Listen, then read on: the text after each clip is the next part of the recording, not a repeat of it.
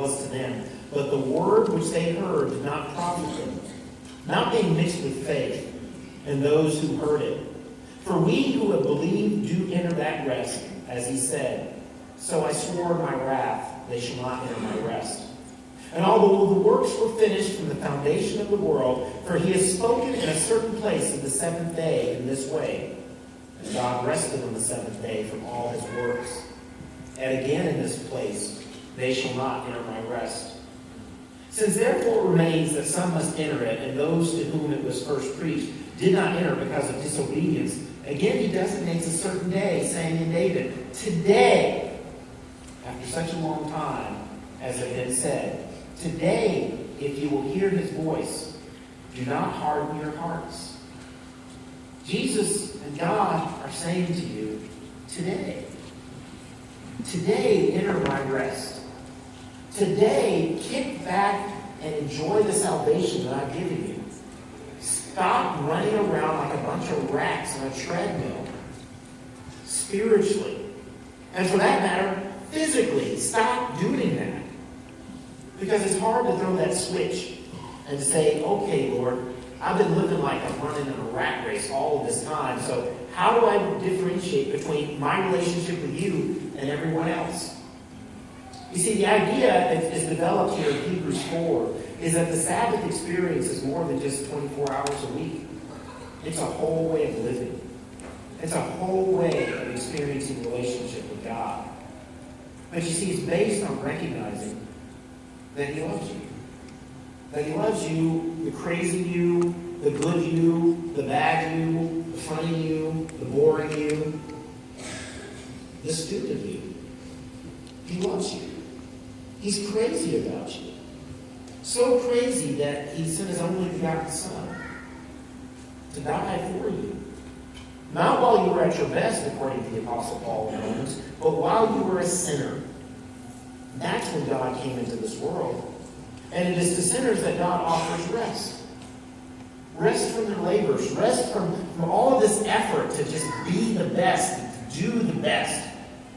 You know, one of the things that Jesus accomplished for us was he saved us from the burden of having to be good. You understand what I'm saying? He saved you from the burden of having to be good in order to be saved.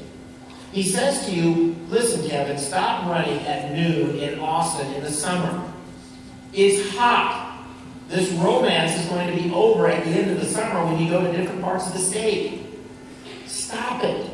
Stop it. And he's saying to you, I love you. And I know what you did last night.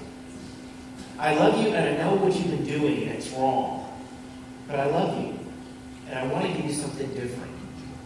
I want to get you off that treadmill. And I want to give you rest. I want you to sit down and I want you to be quiet. I want you to listen to my voice and hear that I love you. You see, God wants us to go through life in a spiritual lazy way. Now, I know you may be thinking, well, why shouldn't I work out my salvation with fear and trembling? Well, yeah, but you work it out because it says it is God who is at work in you. The fear and trembling comes from the reality that God is present and that with God comes his peace. With God comes, well, the Sabbath. That's what he wants for you.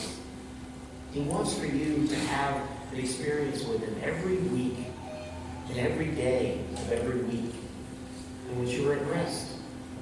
You have the Sabbath. And he gives it to you once a week to remind you of that. You know, in your worship guides, there's a card. And it looks like this here. And all it says is that in the beginning, God gave us 3 directives by which to live our lives. We are to multiply. We are to exercise dominion over the earth. And we are to rest. And when we do these things, we demonstrate the image of God. Now, this is for you, and if you'd like to turn it in, that's great. But really what we're asking for you to do is to take time here and realize that God wants you to take time to build up family and church relationships. You know, what's more important in life than relationships? You all know that. You're sophisticated enough. You recognize it. Money's great. It's good to get things done with. But really, everything that's most important to you has a face. And it's not green and this large. And also taking time to express your creative nature. You know, the Sabbath should be a time when you're really creative. And maybe that creativity means finding a creative way to nap. Who knows what it is. But then also taking time for the rest God wants you to have in the Sabbath. Because in it, God is trying to teach you a lesson. And the lesson here is of your value. So being good stewards means beginning with the first gift that God gave you. The gift of time. The gift of relaxation and enjoyment in the Lord.